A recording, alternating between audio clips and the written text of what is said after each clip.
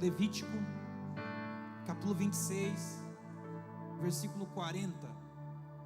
Há algumas semanas atrás, acho que no mês passado, setembro, nós estivemos lá no retiro de pastores em Itajaí. Fala que é retiro de pastor, mas quem tiver vontade de ir, pode ir, tá, querido?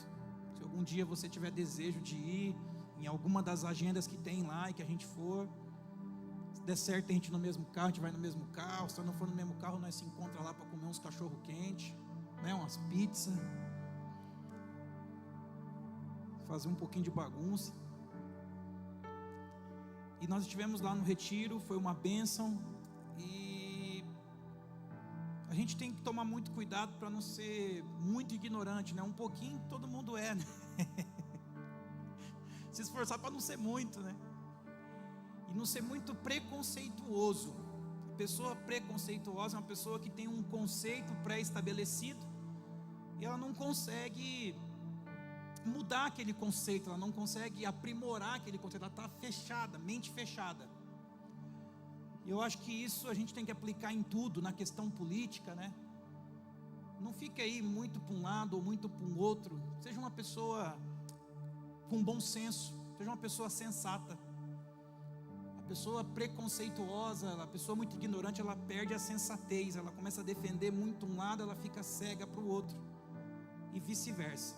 Isso se aplica em tudo: religião, política, futebol, para tudo. Então seja uma pessoa sensata. O que é certo, o que é errado, o que é bom. E nós ainda dentro do contexto evangélico, nós temos uma questão que é a revelação do Espírito, Tem coisa que foi uma revelação para um tempo, tem coisa que é revelação para um outro tempo, e o Senhor vai nos aprimorando. E eu confesso que eu tinha um pouco de preconceito com um assunto chamado maldição hereditária. Eu confesso que para mim eu entendi assim: a pessoa aceitou Jesus, se converteu, se batizou, é cristão, não tinha muito que ficar tocando nesse assunto, revirando feridas do passado, coisas do passado. E quando você é preconceituoso em relação a alguma coisa, se começa a falar daquele assunto, você já se fecha, e de quem fala daquele assunto você não quer nem ouvir, então, E existe uma pastora chamada Tânia Teresa, e ela estava no retiro. E ela ministrou. Eu não fui preconceituoso, Eu fiquei esperando ela ministrar. E eu falar para você, irmão, se fosse só ela ministrando aquele retiro inteiro, eu ouviria ela o retiro inteiro ela ministrando. Ela deu aulas ali, ela ministrou dando uma aula, e foi muito precioso. E eu quero praticamente tentar reproduzir o que ela falou naquele dia. Também não adianta você agora, porque eu estou falando o nome dela aqui, sei lá, agora só no YouTube ficar ouvindo ela. E tem uma galera que faz uns procedimentos aí, até cobra para isso, e fica correndo atrás dessas coisas, que é o que o pastor Luiz fala. O problema da cura interior é que tem gente que faz tanta cura interior que não tem mais nem interior para curar, Já está oco, E a pessoa que não crê na suficiência da cruz de Cristo, e até a razão de eu ter um pouco, vamos dizer, preconceito, é por causa do que foi nos ensinado, e nós cremos na suficiência da cruz de Cristo, no poder da cruz de Cristo. É por isso que tem uma cruz ali, Porque nós cremos na suficiência e no poder da cruz de Cristo. Mas eu vou ministrando aqui e você vai entender o que eu estou querendo dizer, eu acredito. Aqui nesse texto de Levítico diz assim, você pode ler depois o capítulo todo. O Senhor faz promessas para o seu povo, só que o Senhor também adverte o seu povo de situações que poderiam ocorrer se o seu povo o abandonasse, transgredisse a sua lei, ignorasse a sua aliança. Então o Senhor faz promessas, só que o Senhor também faz advertências. E o Senhor diz assim: olha, se vocês, depois que entrarem na terra, me abandonarem, esquecerem a minha aliança, voltarem as costas para o seu Senhor, a coisa não vai ficar boa não. Mas se confessarem a sua iniquidade E aqui que está o detalhe, querido. E a iniquidade dos seus pais. Confessarem as suas iniquidades e a iniquidade dos seus pais. Você já sabia que você precisava confessar a iniquidade dos seus pais? Talvez você pensou assim: poxa, eu já me converti, eu pedi perdão pelos meus pecados, está tudo certo. Você já parou para pensar que você precisa confessar a iniquidade dos seus pais, dos seus avós? Você conhece um pouco da história da tua família?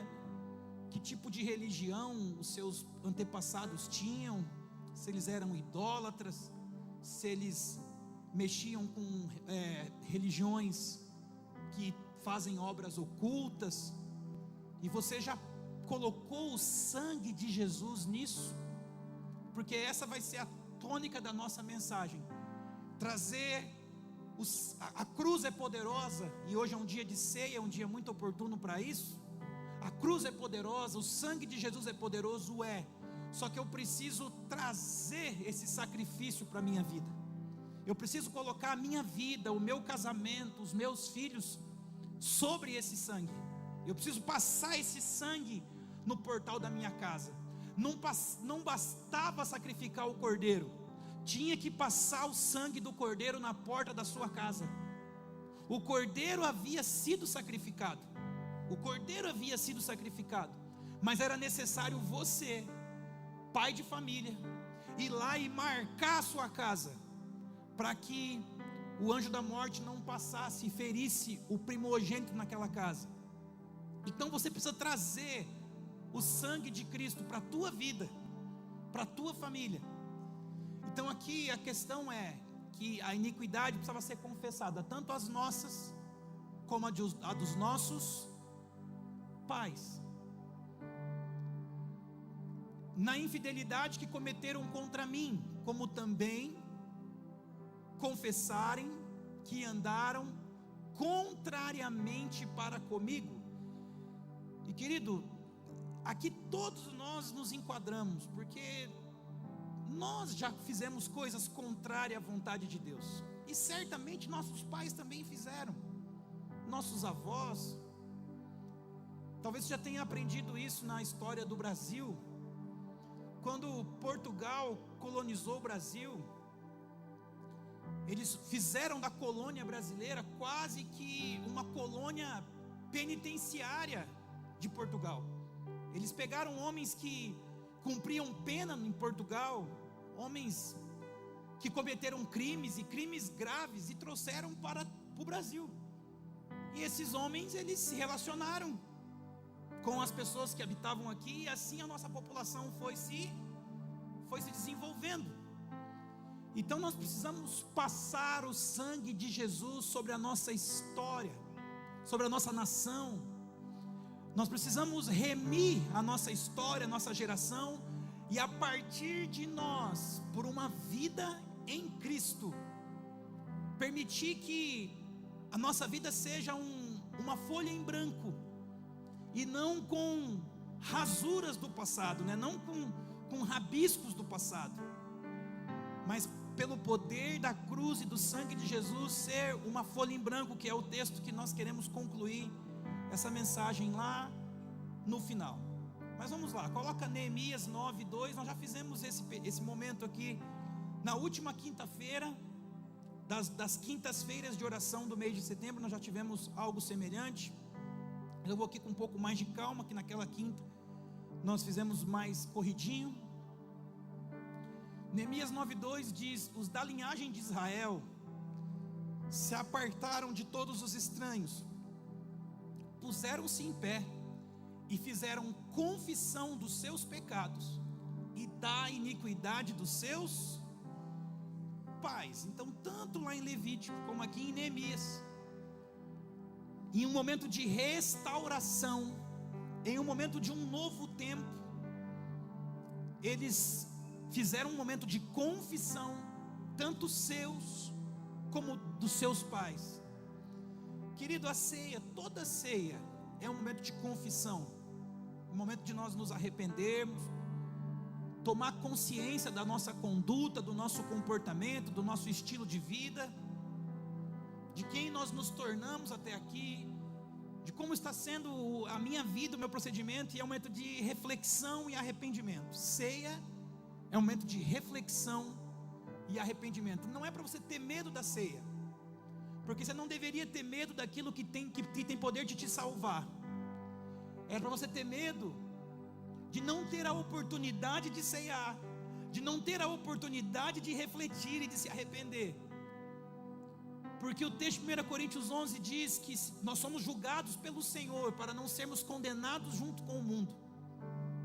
Nós somos julgados pelo Senhor para não sermos condenados com o mundo. O Senhor está nos preparando para o dia do encontro. A reflexão, o arrependimento, o Senhor está nos preparando. O Senhor está de uma forma, em nível de consciência, antecipando para nós o dia, o momento da sua vinda. É isso que quer dizer a ceia. Um dia nós vamos estar diante dele, diante da ceia, das bodas do Cordeiro. E se alguém disser assim, mas isso é coisa lá do Velho Testamento, isso não se aplica no Novo Testamento. Quando Jesus morreu na cruz, ele trouxe uma nova aliança, e na nova aliança é diferente. Realmente, querido, na nova aliança, algumas coisas em relação a sacrifício é diferente. Só que em Mateus 23:35, quando Jesus está falando com os fariseus, Jesus diz que, Mateus 23:35, Jesus estava dizendo que o sangue dos profetas que foi derramado na terra poderia recair em forma de iniquidade sobre eles. Querido, todo sangue derramado na terra macula a terra. Eu disse aqui esses dias, alguém pode dizer assim, o pastor fala isso porque ele não gosta muito do prefeito. Primeiro que eu não tenho nada contra ele, querido. Não gosto de algumas posturas dele. Tem aí a situação do Kaique, um monte de coisa. E Cambé ganhou o título da 4ª cidade que mais mata no Brasil, a polícia militar. É claro que é um assunto complexo. Ninguém é a favor de bandido, ninguém quer que uma cidade seja tomada conta por bandidagem. Só que, querido, não é um bom título. Não é um bom título. Porque o sangue derramado na terra, ele macula a terra. O homem não foi feito para que o outro tirasse a vida dele. E esse texto fala um pouco disso. Então, se a cidade recebeu esse título e não tem a ver com a polícia militar, ela está fazendo o trabalho dela até um certo ponto, também tem que ser ponderado. Nós não estamos aqui para ser juiz de ninguém. Mas não é bom uma pessoa morrer de fome, não é bom uma pessoa morrer de frio, não é bom uma pessoa morrer por falta de assistência médica, não é bom uma pessoa morrer por arma de fogo, seja guerra de gangue, seja contra a polícia. Não é bom. O homem nasceu para morrer de forma natural, porque o sangue derramado na terra macula a terra. Então, se há esse título sobre a nossa cidade, requer de nós uma exigência de intercessão ainda maior. Nós falamos do Mevan Itajaí. Quando o Ministério Mevan nasceu, e hoje já faz mais de 20 anos, Itajaí era conhecida como a capital da AIDS. Itajaí era conhecida como a capital da AIDS. E a igreja, em oração, em adoração, ela mudou aquela realidade. Eu sou o tipo de aluno na escola, querido, que eu atrapalhava meu amiguinho, mas eu aprendi o que a professora estava falando. Porque eu consigo conversar com meu amigo e ouvir o que o professor estava falando. Eu cheguei aqui na igreja, eu cumprimentei um monte de gente, fiquei lá na porta cumprimentando, só que eu escutei a Damares ministrando aqui. Ela estava falando que, assim como aquela mulher abriu aquele perfume na casa, e aquele perfume na casa mudou aquele ambiente, que a gente tenha uma adoração que transforme o ambiente de onde nós estamos. Então às vezes você fala assim, esse pastor fica passando nos corredores, cumprimentando os outros. É que tem os meus amigos que eu revejo eles, eu fico com saudade deles, e eu quero abraçar eles. Às vezes eu atrapalho a minha esposa, às vezes, do lado dela eu atrapalho ela, porque eu fico hiperativo, eu atrapalho ela, mas eu consigo prestar atenção. Então é bem isso. A gente todo domingo, todo primeiro domingo do mês, a gente faz essa manhã de adoração. E não é mais tempo orando, não é mais tempo cantando. É um entendimento profético de que a adoração e a intercessão transforma ambientes. Nós precisamos mudar a realidade dessa cidade por meio da adoração e da intercessão. É uma reportagem da Folha de Londrina, tá, querido? Não é boato, não é crítica. E escute, então é a polícia militar que é ruim? Não, talvez tenha que diminuir a criminalidade, porque se ela não fizer o trabalho dela também, nós não vamos ter segurança para andar nas ruas. Precisa diminuir, a realidade precisa transformar. Nós não estamos procurando culpado, nós estamos falando que a realidade precisa ser transformada por meio da adoração e da intercessão. E Jesus fala isso, é claro que em outro contexto, mas eu estou trazendo para o contexto dos nossos dias. Para que sobre vós recaia todo o sangue justo derramado sobre a terra, desde o sangue do justo Abel, que foi o primeiro homem a ser assassinado, segundo o relato bíblico. Abel é o primeiro homicídio relatado na Bíblia, e acreditamos ser o primeiro da humanidade. Desde o sangue do justo Abel, até o sangue de Zacarias, que foi o último profeta aí relatado até o Evangelho de Mateus, antes de João Batista, filho de Baraquias, a quem mataste entre o santuário e o altar. Então Jesus estava dizendo no Novo Testamento, para aqueles religiosos, que o sangue dos justos recairiam sobre eles. Então eu pensar que as coisas que os meus antepassados fizeram não pode recair sobre mim, é uma ignorância, é eu querer não abrir os meus olhos para uma realidade, porque Jesus estava dizendo que o sangue de Abel até o profeta Zacarias recairia sobre eles. Jesus está dizendo, não é nenhuma outra pessoa. Não é só um texto que está no Novo Testamento, é o próprio Cristo dizendo. Não tem ninguém que conhece melhor de realidade espiritual do que Jesus. Não existe ninguém. Por quê? Ele estava no céu, e ele mesmo declara que ninguém conhece o Espírito senão aquele de que lá desceu, né? Ninguém conhece a realidade do céu senão aquele de quem lá desceu. Então quando Jesus fala lá sobre que uma casa dividida não subsiste, ele está falando de realidade espiritual, e ninguém conhece melhor de realidade espiritual do que Jesus e o próprio Espírito Santo. Então ele estava dizendo que isso poderia acontecer, que o sangue desses profetas, desses homens justos, poderiam recair sobre aqueles homens, porque a conduta deles era a mesma.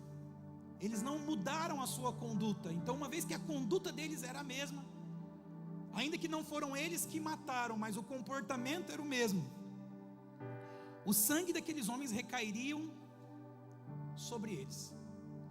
E a ideia, querido, não é você ter medo do pecado, da iniquidade, medo assim, de ficar assim, ai meu Deus do céu, e agora? Os meus pais fizeram isso, os meus pais mexiam lá com macumba, fizeram um trabalho, os meus pais lá, teve gente que se envolveu em homicídio, em roubo, sei lá. Cada um tem uma realidade.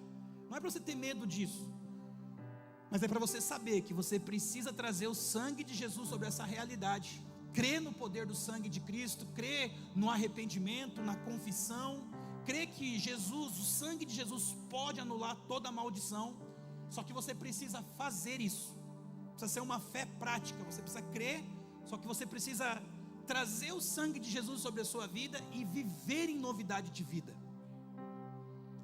E aqui em Provérbios 28:13, nós já temos aqui a base para falar sobre pecado e maldição. Nós vamos começar agora a falar dos textos que falam sobre a necessidade do arrependimento. Provérbios 28:13. Alguns textos você já conhece, só para a gente fazer uma base aqui. o que encobre as suas transgressões jamais prosperará, mas o que confessa e deixa alcançará a misericórdia. Irmão, a gente lida com muita gente aqui, e tem situações que é triste de ver, mas tem gente que você vê que parece que, cara, não vai, aquela pessoa nunca consegue ter um nome limpo, nunca consegue trabalhar e prosperar, sempre enrolado financeiramente. E às vezes você olha para a realidade dos pais, é a mesma coisa, é uma coisa parece que é familiar. Se é esse o seu contexto, meu irmão, você precisa quebrar essa maldição. Você precisa, no poder do sangue de Jesus, você precisa quebrar isso, você precisa confessar isso, quebrar isso. E é claro também que algumas coisas não é só no nome de Jesus, tá, irmão? Então, por exemplo, por que tem gente que é enrolado? Porque não é sério com as finanças, não honra os compromissos, não trabalha assim, sabe, naquela pegada para trabalhar mesmo, para prosperar. Trabalha meio assim, tiver o suficiente para comer, tiver o Bolsa Família ali, tá bom. Não estou aqui ridicularizando quem recebe Bolsa Família não, irmão. Só que se eu precisasse receber Bolsa Família, eu queria receber por um tempo. Fala assim, não, eu vou trabalhar, o homem deve comer do suor do seu rosto. Esse é o padrão bíblico. O homem deve comer do suor do seu rosto. Não ficar atrás aí de Bolsa Família não. Falar assim, ó, dá para quem precisa mais. Graças a Deus, o Senhor me deu saúde, me deu capacidade para trabalhar. Eu vou trabalhar e vou viver do suor do meu rosto.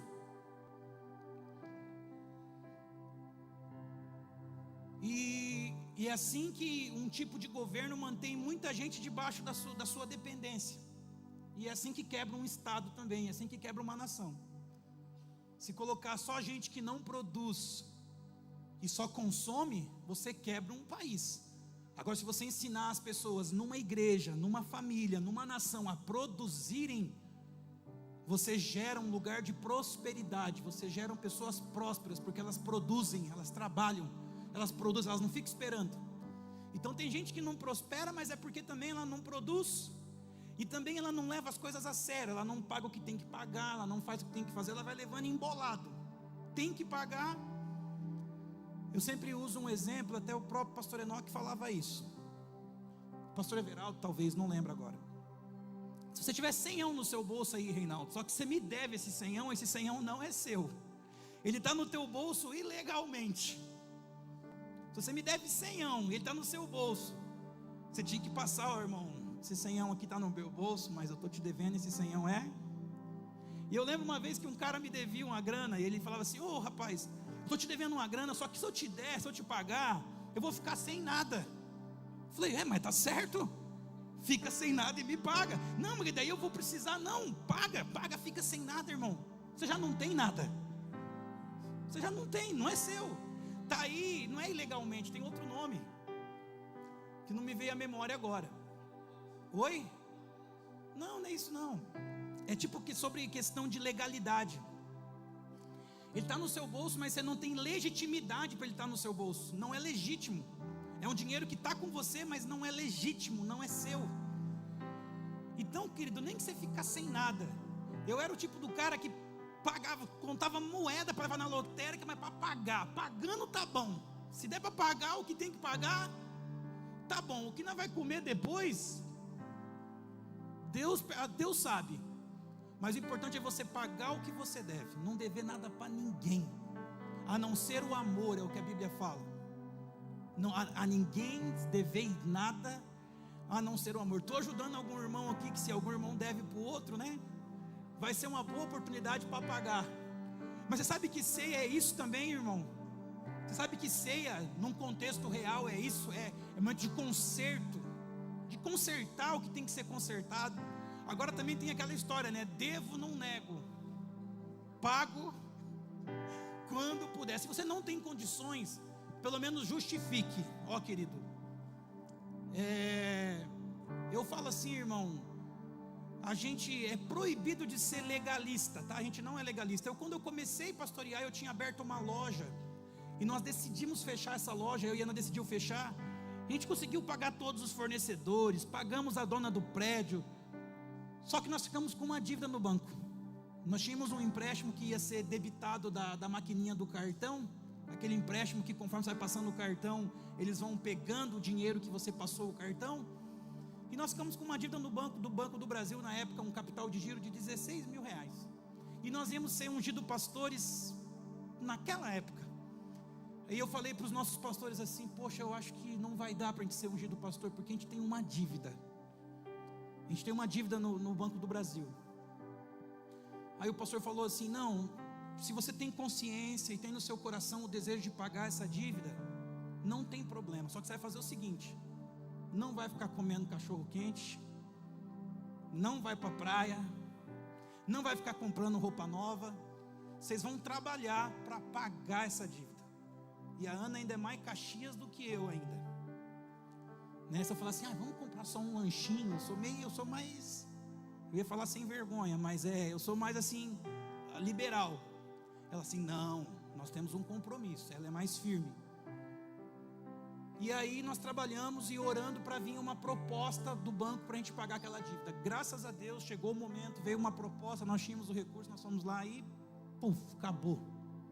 Então, querido, se você tem alguma pendência, trabalhe para resolvê-la, seja ela qual for. Trabalhe para resolver as suas pendências. Então, quem encobre as suas transgressões não prospera. Transgressão encoberta afeta a minha vida financeira. E não só a questão financeira. Prosperidade é um conceito muito amplo. Então quem encobre as suas transgressões não prospera. Tiago 5,16, que diz lá: confessai, pois, os vossos pecados uns aos outros, e orai uns pelos outros para serdes curados. Muito pode, por sua eficácia, a súplica do justo. Aqui, talvez você possa falar assim, querido: o catolicismo, ele tem algumas coisas que acabou ficando fora de tempo, mas muito do que eles fazem ali, eles têm a sua base bíblica. Então aquela prática lá de confessar para o padre, vem daqui. Confessar, receber uma oração, não sei exatamente como que é, eu nunca fui católico, mas esse texto fala sobre isso, de confessar o seu pecado para uma pessoa e receber a oração de uma pessoa. É claro, querido, que você não vai sair abrindo a sua vida para qualquer pessoa, né? É por isso que você tem que ser uma liderança, alguém que você confie muito. Mas se necessário for, procure alguém. Se necessário for, procure a gente, os seus pastores, a sua liderança. E se for necessário, converse, confesse, abra seu coração e fala assim: olha, isso me incomoda, isso traz condenação sobre a minha mente, eu queria ficar livre disso, eu queria receber oração sobre isso. Isso é importante, está aqui na Bíblia, tá? Volta lá para mim no Tiago, por favor. Não sei se vocês chegaram a colocar Tiago 5,16. Eu acho que vocês nem colocaram, né? Confessai, pois, eu nem sei se eu pedi e li também. Confessai, pois, os vossos pecados uns aos outros, e orai uns pelos outros para serdes curados. Porque eu preciso ser perdoado e eu preciso ser curado. Porque se eu não for curado, eu vou voltar, repetir aqueles mesmos erros. Confessai, pois, os vossos pecados uns aos outros, e orai uns pelos outros para serdes curados. Muito pode, por sua eficácia, a oração de um justo. E às vezes alguém pode falar assim: não, basta eu pedir perdão para Deus, não é que é suficiente. E isso a gente disfarça numa fé em Deus, mas a gente está disfarçando um orgulho. Porque, irmão, para você se expor diante de alguém e dizer, isso é curador. E isso também vai gerar mais temor em você. Você fala assim: cara, eu não quero voltar a fazer isso novamente, porque eu já me expus em relação a isso, e eu não posso voltar a praticar esse tipo de conduta. E João 20, 23 tem um texto tão poderoso que Jesus falou assim, em relação aos apóstolos: se de alguns perdoares os pecados, são-lhe perdoados, e se lhes retiverdes, serão retidos. Isso é tão poderoso na vida do apóstolo, do sacerdote. Jesus disse, cara, no Novo Testamento, Jesus está dizendo: de quem vocês perdoarem os pecados, está perdoado. De quem vocês retiverem, está retido. É por isso que aquela igreja muito legalista, aquele pastor muito legalista, que não perdoa as pessoas, porque a igreja ela media, né, o tamanho do pecado, né? Para algumas igrejas, alguns pecados não têm perdão. E isso é ruim, porque no mundo espiritual eles têm legalidade. Não que eles tenham orientação para não perdoar, mas eles têm legalidade, que quando eles não perdoam, aquele pecado fica retido sobre aquela pessoa. Está aqui. Em relação aos apóstolos, se vocês perdoarem, ser-lhe-ão perdoados. Então qual que é a orientação para se alguém um dia vir confessar para você? Fala: querido, amém, o sangue de Jesus é poderoso para te perdoar e te purificar sobre isso. Mas vive em novidade de vida, desvie desse mau caminho. Não volte a praticar esses atos. 1 João capítulo 1, versículo 9, é um texto clássico das Escrituras, muito importante. Vai falar novamente sobre a confissão. Se confessarmos os nossos pecados, Ele é fiel e... Sabe o que significa aquele ser antes do confessar? Ele é condicional. Deus perdoa automático? Ele está disposto a perdoar, mas há uma necessidade de uma confissão minha.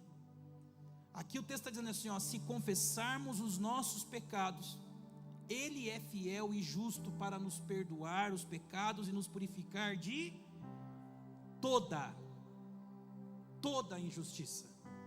Se confessarmos os nossos pecados, Ele é fiel e justo para nos perdoar e nos purificar de toda injustiça. Coloca o próximo para mim, por favor. O que fala que o sangue de Jesus Cristo, seu Filho, nos purifica, é o mesmo, né? Oi? Seria o mesmo, né? O mesmo versículo, né? Se dissermos que não temos... Aí quando você fala de um texto dele, eu não preciso, eu não tenho pecado. É o 7, coloca o 7 para mim, por favor. Se porém andarmos na luz, como Ele na luz está, mantemos comunhão uns com os outros, e o sangue de Jesus, seu Filho, nos purifica de todo pecado. Sabe o que significa esse todo aí no grego, no hebraico? Todo significa todo. Todo é todo. O sangue de Jesus Cristo, seu Filho, nos purifica de todo pecado. O argumento de quem acredita assim, não precisa de nada disso, de confissão, de nada disso, de confessar o pecado dos nossos pais, porque quem está em Cristo é nova criatura, e tem muitos textos que falam isso. E coloca para mim, por favor, 2 Coríntios 5,17. Exatamente isso, querido. Em Cristo nós somos nova criatura. Em Cristo nós podemos viver em novidade de vida. Mas eu preciso trazer o sangue de Jesus sobre a minha vida, sobre a minha linhagem, sobre a minha descendência.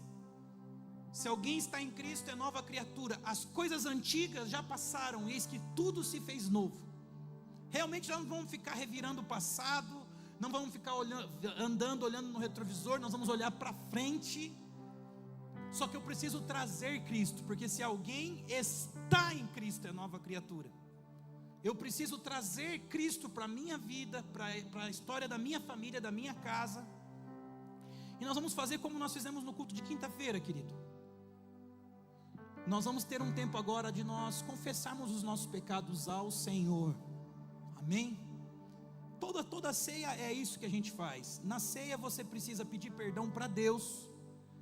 Você precisa perdoar alguém que você tenha ofensa dela. E você precisa pedir perdão para quem você ofendeu. A ceia é basicamente isso. E nós queremos fazer hoje nesse sentido de também confessar os nossos pecados e confessar o pecado dos nossos pais. Eu aprofundei um pouco na questão financeira, mas existem diversas situações: adultério, divórcio. Você conhece a história da tua casa. Olhe para a história da tua casa. Bom que não tenha nada, que esteja tudo limpinho lá, graças a Deus. Mas olhe para a história da tua casa e peça perdão pelos seus pecados, pelos pecados dos seus pais. Peça perdão pelo pecado da nossa nação, dos políticos, da forma como foi colonizado o nosso país. Peça perdão. E não fala assim, perdoe esses políticos corruptos. Não, perdoa a nossa corrupção. Ore como Daniel orou, lá no capítulo 9. Perdoa o nosso pecado, porque o pecado ele macula a terra, querido, ele está sobre a terra, e nós queremos trazer o sangue de Cristo sobre isso, amém? Então eu vou te deixar muito à vontade, se você quiser ficar sentado como você está, se você quiser ficar de joelhos, se você preferir fazer assim, se você quiser ficar de pé, fique à vontade, mas eu queria te convidar a baixar sua cabeça, fechar seus olhos. Eu queria que você tivesse esse tempo com o Senhor, sem pressa, sem correria, esse tempo com o Senhor. O que eu preciso fazer nesse tempo, pastor? Aproveite a oportunidade, siga a instrução bíblica, confesse os seus pecados, e confesse os pecados dos seus pais. Peça perdão, Senhor, perdoa o meu pecado, perdoe toda a desonestidade na área financeira, perdoa se eu me apropriei de algo que não era meu, me perdoa. Passe o sangue do Senhor Jesus sobre toda a minha vida, sobre toda a minha história, todo pecado de imoralidade sexual, todo pecado de concupiscência dos olhos, de ganância, soberba, arrogância, perdoa-nos, Senhor. Nós pedimos que o sangue do Senhor Jesus, seu Filho, nos purifique de todo pecado, de toda injustiça. Nós também queremos pedir perdão pelo pecado dos nossos pais. Se houve adultério, se houve divórcio, como nós lemos na tua palavra, tudo que é contrário à tua vontade, de tudo aquilo que o Senhor não se agrada, nós queremos te pedir perdão. Nós queremos estar em Cristo, e o estar em Cristo é levar a nossa carne para a cruz, o nosso ego para a cruz, para que a partir da morte do nosso eu, nós possamos viver uma nova vida em Cristo Jesus, uma nova vida agora onde não mais prevalece a vontade do homem, o desejo do homem, mas uma nova vida onde agora prevalece a vontade do Senhor, a vida do Espírito. Nós não podemos nos inclinar para a carne, porque a inclinação da carne é morte. Nós precisamos nos inclinar para o Espírito. Mas nesse momento, Pai, nós queremos confessar diante do Senhor os nossos pecados. Nós queremos confessar diante do Senhor o pecado dos nossos pais, dos nossos avós. Que o inferno e Satanás não tenham poder de reivindicar nenhum altar na nossa vida. Nenhum altar seja feito através de pactos, através de atos. Que o inferno, que as trevas não tenham legalidade de reivindicar nada na nossa vida. Mas nós colocamos tudo isso debaixo do sangue de Jesus Cristo. Nós invocamos o teu sangue, o teu sacrifício sobre a nossa vida, sobre a nossa história, sobre a história dos nossos pais, dos nossos avós, dos nossos bisavós, dos nossos antepassados. Nós invocamos o sangue de Jesus sobre a nossa nação brasileira, desde a sua construção histórica. Nós invocamos que todo sistema de corrupção entrelaçado nessa nação, na política, nas instituições, nós invocamos o sangue de Jesus, e que todo esse sistema de corrupção seja desfeito, e que o teu reino de justiça venha, Senhor. Que o teu reino de paz, justiça, misericórdia e alegria venha sobre toda a nossa nação, sobre o nosso estado, sobre a nossa cidade, sobre a nossa casa, sobre a nossa família, sobre essa casa, sobre essa igreja. Nós te pedimos perdão, Senhor, por toda irreverência. Nós te pedimos perdão por toda falta de temor, por todo descaso com a sua palavra, com os seus princípios, com a sua aliança. Nós te pedimos perdão, Senhor. Perdoa os nossos pecados, perdoa o pecado dos nossos pais. Que os nossos filhos possam seguir a sua jornada livres de qualquer embaraço, Senhor. Mas eles possam andar em tua presença, debaixo da tua graça, debaixo da tua misericórdia, Senhor. Em nome de Jesus, ó Pai. Nós desfrutamos do sacrifício da cruz. Daqui a pouco nós vamos participar da ceia do Senhor. Na ceia nós vamos lembrar do corpo que foi partido e do sangue que foi derramado. E nós cremos no poder desse sacrifício, Senhor. E nós nos sentimos perdoados pelo Senhor. O Senhor disse: esse é o meu corpo que é dado por vós, e esse é o meu sangue que é derramado por vós. E nós cremos, nós nos sentimos perdoados. Nós cremos no poder da cruz, no poder do teu sangue, nós nos sentimos perdoados. Nós desfrutamos do teu perdão, do teu sacrifício na cruz, ó Pai. Sim. Voltemos ao Senhor. Sim, Senhor. Pois Ele nos despedaçou. Sim, Jesus. E nos sarará. Fez a ferida, ligará. Sim, meu Rei. Nos revigorará e viveremos diante dEle. Vinde, voltemos ao Senhor, pois Ele nos despedaçou e nos sarará.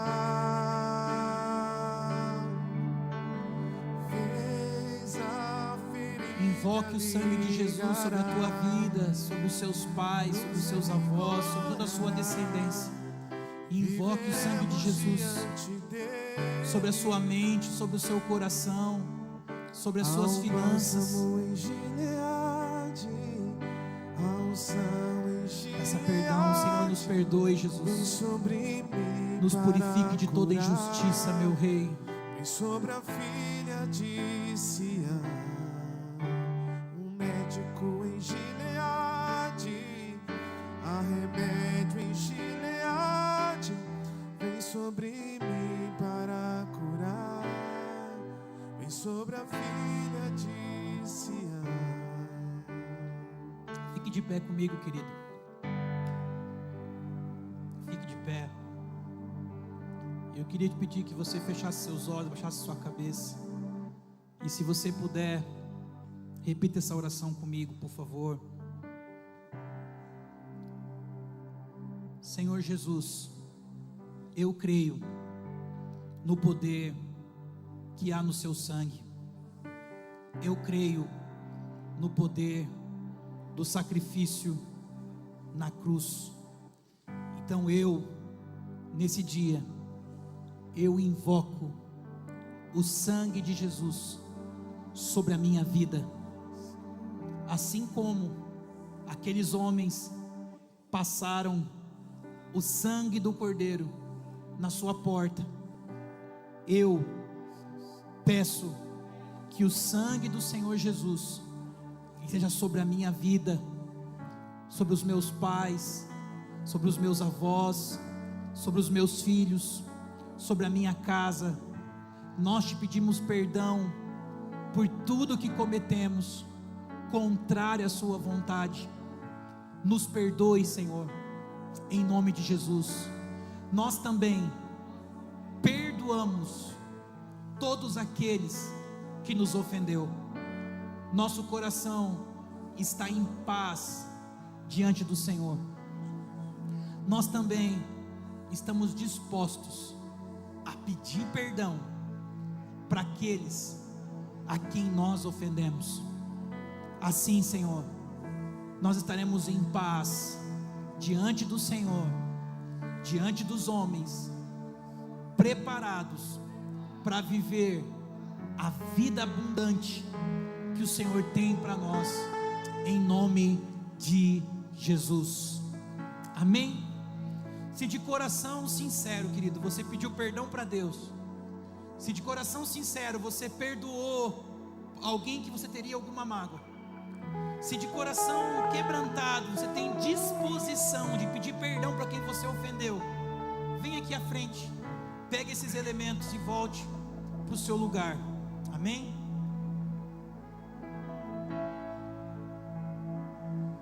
Teu sangue leva-me além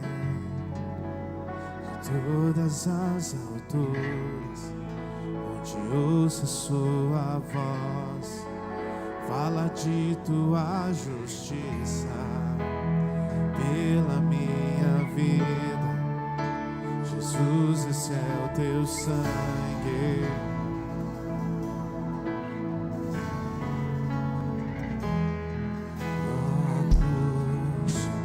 Mostra a tua graça, do amor do Pai, que prepara para nós o caminho para Ele, onde posso me achegar somente pelo sangue.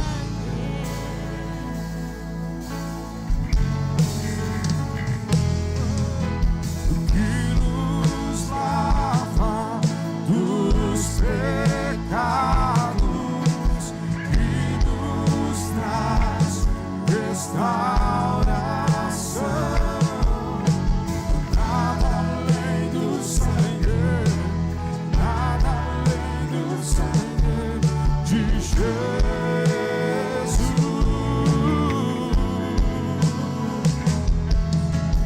que nos faz brancos como a neve, aceitos como amigos de Deus. Nada além do sangue, nada além do sangue de Jesus.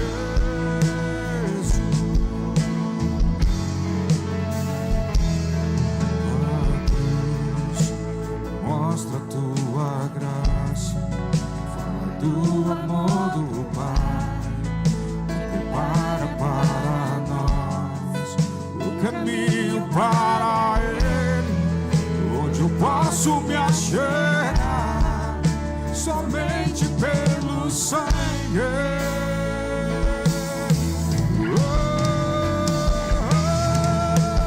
Que nos lava dos pecados, que nos traz restauração. Nada além do sangue, nada além do sangue de Jesus,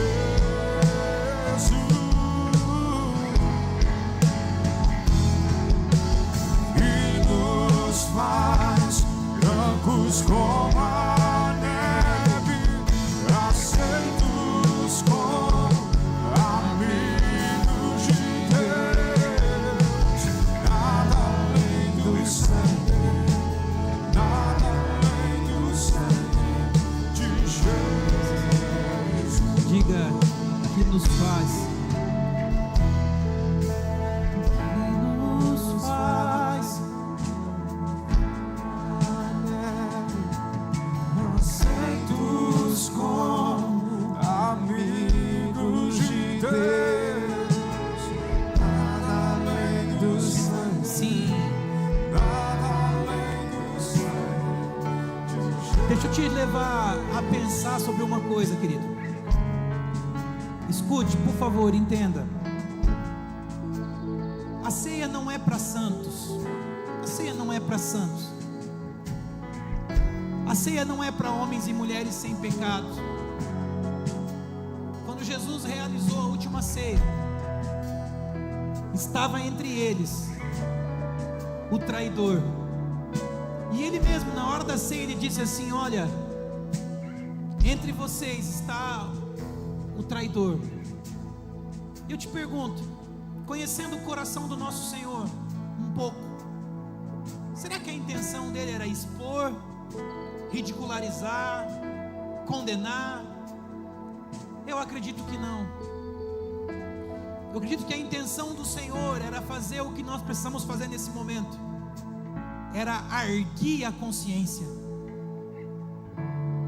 Esse é o sentimento da ceia, ter as nossas consciências arguidas, fazer com que eu pense no que eu estou fazendo, como eu estou vivendo, o que eu estou fazendo que não é conforme a sua vontade, o que eu estou fazendo que não é fruto de amor, de humildade, mas é fruto de soberba, de arrogância.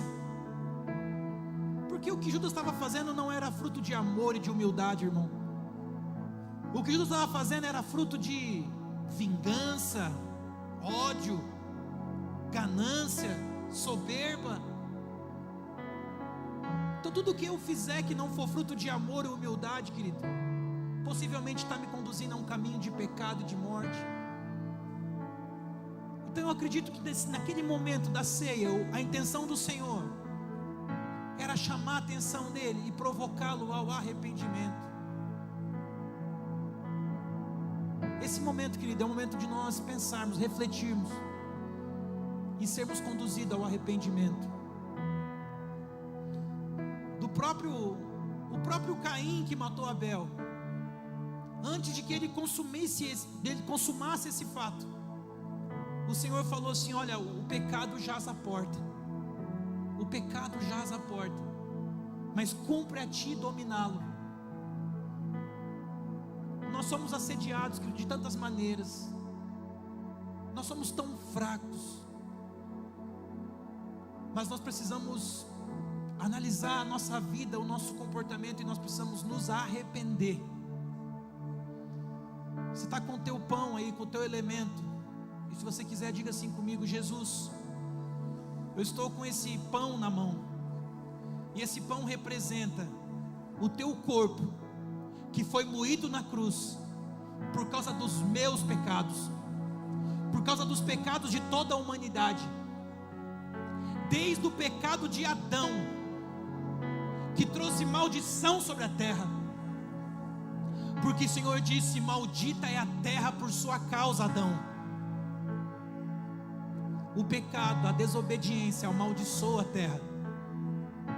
Por tua causa agora a terra vai produzir abrolhos e espinhos. Então o Senhor veio morrer na cruz para remir a terra, para remir a humanidade, desde o pecado original de Adão, assim também como cada um dos nossos pecados e o pecado de toda a humanidade. Então eu estou com esse simples pedaço de bolacha, pão na mão, para lembrar que um dia o Senhor ofereceu o seu próprio corpo numa cruz, para anular toda maldição que constava contra a raça humana, a carne humana, o corpo humano. O Senhor levou sobre si. O Senhor levou sobre si. O Senhor carregou sobre si como o cordeiro, como a expiação. Então nós lembramos desse ato como gratidão. Mas também, Senhor Deus, nós precisamos carregar o nosso coração de temor, porque nós sabemos o quanto isso te custou caro, o quanto isso te foi doloroso. Por isso, Senhor, nos perdoe por tantas vezes que nós banalizamos a tua morte na cruz. Nos perdoe todas as vezes que pisoteamos a tua cruz, que pisoteamos sobre a sua graça. Nos perdoe, Senhor. E refletindo sobre a nossa condição humana pecadora, e refletindo sobre a tua obra na cruz por nós, nós participamos desse momento com ações de graça no nosso coração, Senhor. Em nome de Jesus, coma desse pão, querido, agradecido ao Senhor pela tua obra nas nossas vidas.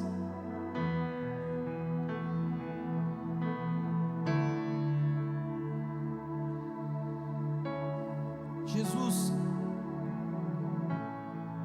nós lemos na tua palavra que até que o Senhor viesse e morresse nessa cruz, aquele que pecava era apedrejado, era cortada a sua mão, porque a aliança se baseava na perfeição, no cumprimento da lei. Mas o Senhor, vendo a condição humana, o Senhor decidiu que a base da sua aliança fosse o seu sangue.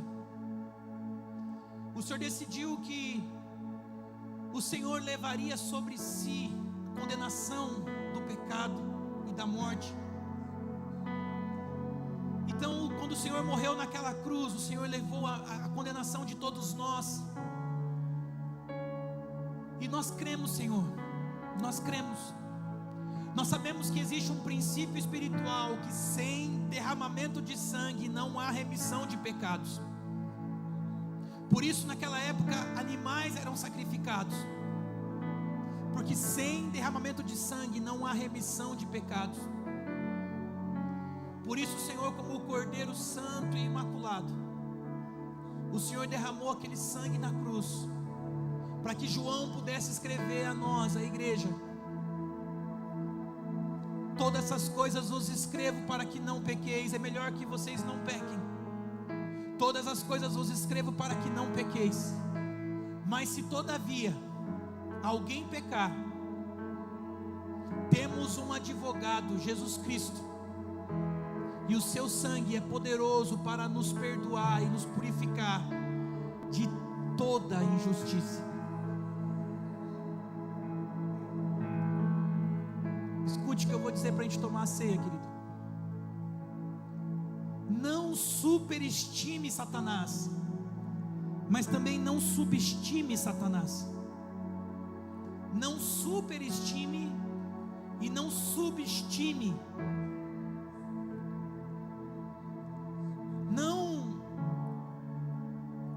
Não subestime o pecado e também não superestime. A única coisa que você pode superestimar é o poder da cruz. Por que eu estou dizendo isso? Porque quando a gente fala isso, tem gente que pensa assim, tem gente que traz sobre si um peso de condenação. Não trague sobre você um peso de condenação. Nem subestime o pecado, não subestime ele. Não pense que o pecado não tenha consequências e não traz mal para as nossas vidas. Não subestime ele, mas também não superestime ele ao ponto de não crer que o sangue de Jesus é poderoso para te purificar de toda injustiça. Então participe dessa ceia, desse cálice, com a seguinte fé no seu coração: eu não estou em comunhão com nenhuma obra das trevas. Satanás não tem nenhuma parte na minha vida. Satanás não tem nenhuma legalidade na minha vida, porque tudo isso foi anulado no sangue e no corpo de Jesus que foi derramado na cruz. Eu participo dessa ceia porque eu estou em comunhão com Ele. Eu vivo em novidade de vida com Ele. Eu tenho uma aliança com Ele. Eu estou em Cristo e as coisas velhas já passaram e eis que tudo se fez novo.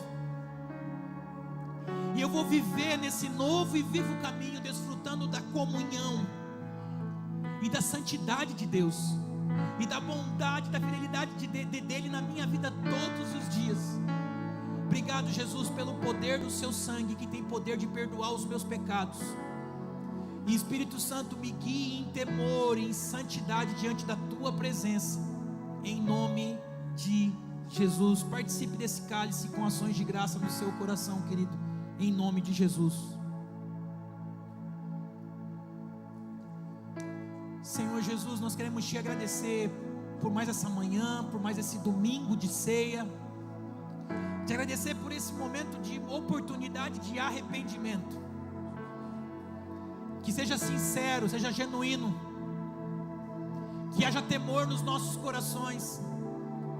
Que a gente não brinque com o pecado, não brinque com maldição. Porque é muito sério. É tão sério que tudo isso te levou para a cruz, Senhor. Mas o Senhor morreu de bom grado, porque o Senhor nos queria ver livres de maldição, O Senhor queria nos ver livre de amarras, de correntes. O Senhor queria nos ver prontos para prosperar, para sermos abençoados, felizes. Então, Pai, em nome de Jesus, que todos realmente possam estar em Cristo e viver como uma nova criatura.